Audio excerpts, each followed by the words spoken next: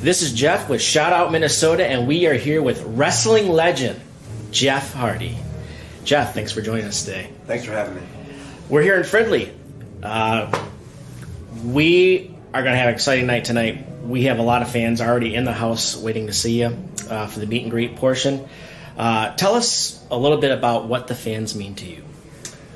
The professional wrestling fans mean everything to me because, I've said this many times. If it wasn't for them, there would be no me. You know, Matt and I were two small kids. We grew up farming tobacco and lost our mother at a young age, and our father raised us to be the people, the humans we are today, and wrestling worked out for both of us. And amazingly, I'm 44 now, Matt's 44, 46, and we're still doing it. It's crazy. So it's just unbelievable over the years how the fans have kind of stuck with the Hardy Boys, which are now kind of the Hardy Men. It just don't sound that great, you know. But I'm so blessed because of God and because of the wrestling fans. If it wasn't for them, there would be no me. Now, correct me if I'm wrong, over 20 tag team championships with your brother, and numerous ones single as well. You've meant a lot to the sport, and you have a lot of followers, of course. What keeps you going besides the fans? Besides the fans, pro wrestling is such an interesting craft to behold and to try to conquer over one's human life. And that's what Matt and I pretty much, we fell in love with WrestleMania 4, I think, when Macho Man became the world champion. And we were like, we're going to do this. We can do this. We will do this. And we started on a trampoline, boing, boing, boing, in our backyard. And that led to us doing county shows, like the local county fair shows. And we built our own ring from a trampoline to, it's a long, crazy story, but like, we started doing our own shows in a legit ring. And we've never been officially trained. And but yeah, it's just such an interesting craft. And it's changed so much. The Attitude Era, by far, I don't think there'll never be another time like that in pro wrestling. But now, in 2022, it's super exciting when you watch the products that are out there. And especially, like, there's so many different forms of psychology, just like there's so many different forms of how to write songs, to different melodies and harmonies and all that good stuff. It's just there's always something to figure out that you can do differently. You just got to fish for it and find it. And that's what's so tough, because so much has been done. And I think that's what I love most about pro wrestling. With the physicality of wrestling, it takes a toll on your body. What's your key to longevity? That's I think it's got a lot to do with hope and faith, and just a little bit of luck as well, and just overall being a good human being and a kind person, and helping other people and being nice to people, and just being a good human. And I pray. I think I overpray, if that's such a thing, to the stars, like every night in the morning. Before the sun rises, I pray. I talk to my mom and now my dad, because they're together again. My faith is super strong, and I think that's the key to my longevity. Now, you also dabble in a lot of other things. Art comes to mind, music, which we'll talk about shortly. You have a lot of talents. Do you actually kind of tap into something, or you try something new, or is it something that you've developed over years? Yeah, you totally tap into something. Like when you're a creative, I think that's what I am as a human being. For example, I got my neck tattooed here recently, and I tapped into something bigger than me, because it was torture. But I felt like I had to get it done before I get back to the squared circle, with Matt doing Hardy Boys matches again.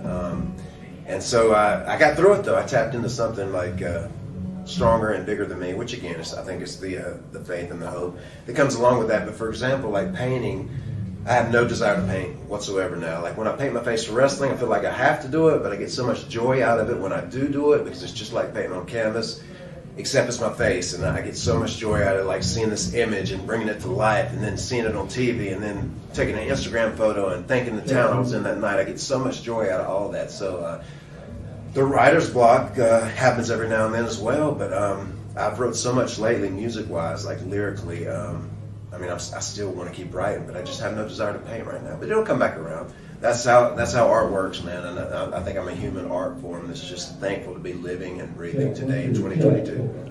Now here tonight as well, we get to hear you play some music, and you've been doing it for a while. What inspired you to start music? I think I used to write rap songs a lot when Vanilla Ice was big. I was like, I wanted to be just like Vanilla Ice. I saw an interview where he said he cuts his own hair, and I said, I think I can cut my own hair. And I was writing rap song after rap song after rap song. But then Pearl Jam came out with this album called 10, and the grunge movement, Nirvana, Alice in Chains, even Stone Temple Pilots, with a song called Plush. It all just kind of changed me and my outlook on life. And I was like, wow, you can really tap into something different when you listen to this music. And so, yeah, the grunge movement changed my life, and that's totally why I write songs today. How important to you is different genres of music as far as for you creating and writing songs? I consider myself genreless. I think I love all forms of music, and I think that's the beautiful collaboration that can possibly happen when people get together from different genres and kind of like agree on this one idea, and it can sound like all kinds of different things. So yeah, I mean, without genres, I mean, I think I wouldn't be as open-minded, because there's so much to figure out in music, and it's the universal language of human life, in my opinion, and that's so exciting. Tonight's performance, are we going to hear some of your old stuff, or are we going to hear some of your new, or a little bit of both? Tonight you'll hear a little bit of both. One of the classics for the wrestling fans, the really hardcore Jeff Hardy fans, will know this song called Obsolete, because at one point in my life, I was like, okay, WWE is the biggest place to be in pro wrestling. I'll probably never go back there. I'm feeling obsolete, so I want to write a song about it. And it became like a pretty big deal in this other wrestling world besides WWE. So yeah, but the majority of the stuff tonight will be new stuff. And one thing is like super brand new. It's like an infant that just came out, you know. So that's definitely one I want to hit. But yeah, a little collaboration of all, a little mix of both, and a few cover songs as well. Mm-hmm. How much has wrestling influenced your songwriting? Wrestling has influenced my songwriting quite a bit.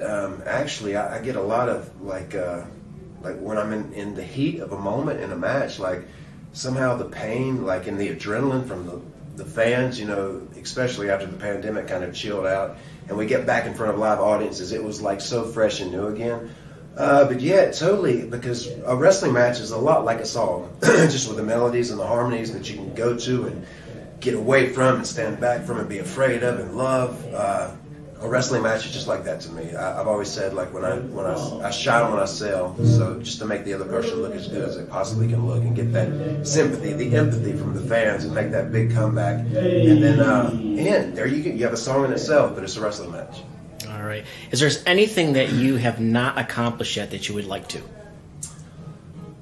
No, actually, there's not. I talked about it for the longest time, about this dream match with Roman Reigns, and now that's kind of out of the question, but I've accomplished pretty much everything I wanted to in pro wrestling.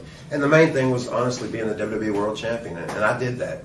A little boy's childhood dream, it came true, and it's kind of surreal to look back at the footage and I was like, well, that was me. Boy, am I really in here? Did I really do that? So yeah, I've done everything I've ever wanted to do. Now more than anything, I just want to inspire people to like shoot for the stars and fulfill your dreams. Thank you so much.